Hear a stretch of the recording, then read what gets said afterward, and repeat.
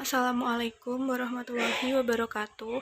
Kami dari kelompok 6 akan mempresentasikan hasil diskusi kami mengenai metode penelitian kualitatif fenomenologi. Dengan anggota kelompok yang pertama Asri Nur Cahyani, NIM 2019-33278, yang kedua Setia Ningrum, NIM 2019-33351, yang ketiga Yunika Ciptaning Tias, NIM 2019-33291, yang keempat Umi Saadah, NIM 2019-33313, yang kelima Marsanda Nailal Muna, NIM 2019-33302. Yang pertama yaitu pengertian fenomenologi. Secara etimologis berasal dari kata fenomena dan logos. Berasal dari kata kerja Yunani painestai, berarti menampak, dan terbentuk dari akar kata fantasi, fantom, dan fosfor yang artinya sinar atau cahaya. Dari kata itu terbentuk kata kerja tampak, terlihat karena bercahaya. Dalam bahasa kita berarti cahaya. Secara harfiah, fenomena diartikan sebagai gejala atau sesuatu yang menampakkan. Fenomenologi sendiri bermakna metode pemikiran untuk memperoleh ilmu pengetahuan baru atau mengembangkan pengetahuan yang ada dengan langkah-langkah logis, sistematis, kritis, berdasarkan a priori atau prasangka, dan tidak dogmatis. Penelitian fenomenologis ini fokus pada sesuatu yang dialami dalam kesadaran individu yang disebut sebagai intensionalitas. Intensionalitas atau intentionality menggambarkan hubungan antara proses yang terjadi dalam kesadaran dengan objek yang menjadikan perhatian pada proses itu. Dalam fenomenologi, pengalaman atau kesadaran selalu kesadaran pada sesuatu. Melihat adalah melihat sesuatu.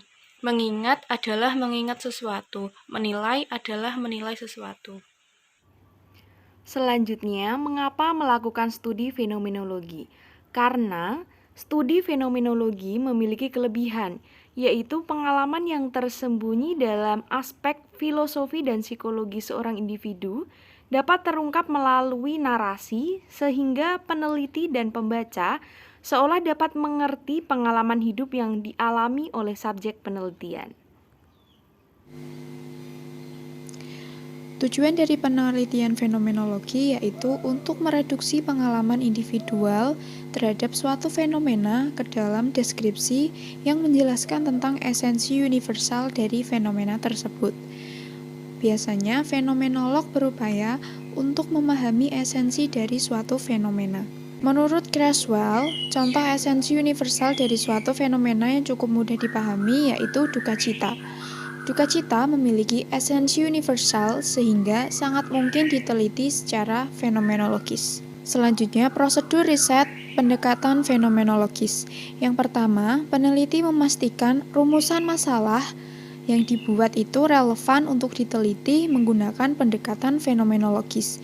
Yang kedua, peneliti menangkap fenomena untuk dipertanyakan maknanya bagi sekelompok individu yang mengalaminya.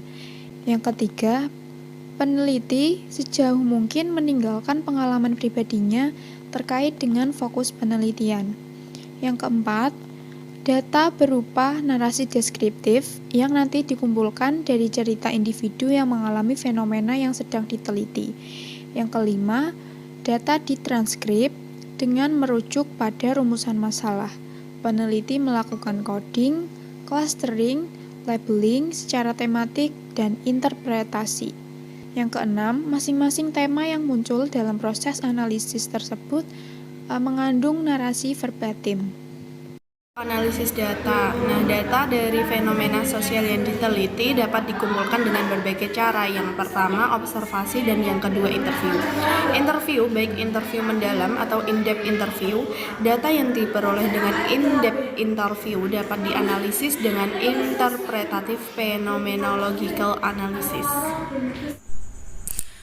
Tahap interpretatif phenomenological analysis yang ditulis oleh Smith pada tahun 2009.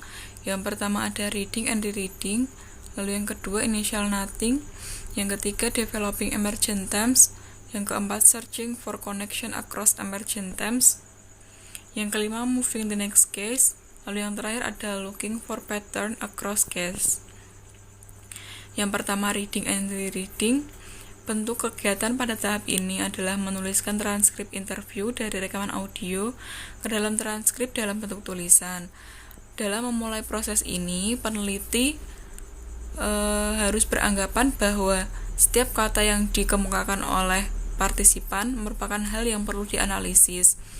Sehingga dengan membaca dan membaca kembali, peneliti dapat menemukan hal-hal yang lebih detail dari pernyataan partisipan. Selanjutnya, initial noting. Pada tahap ini menguji isi atau konten dari kata, kalimat, dan bahasa yang digunakan partisipan dalam level exploratory. Selanjutnya yaitu developing emergent themes. Untuk memunculkan tema-tema, peneliti memanage perubahan data dengan menganalisis secara simultan.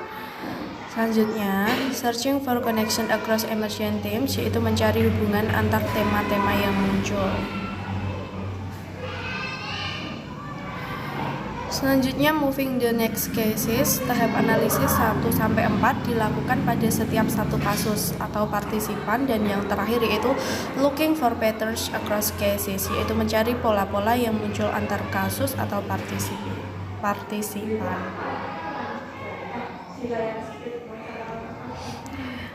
Nah, dari penjelasan di atas dapat disimpulkan bahwa fenomenologi bermakna metode pemikiran untuk memperoleh ilmu pengetahuan baru atau mengembangkan pengetahuan yang ada dengan langkah-langkah logis, sistematis, kritis, tidak berdasarkan a priori atau prasangka, dan tidak dogmatis.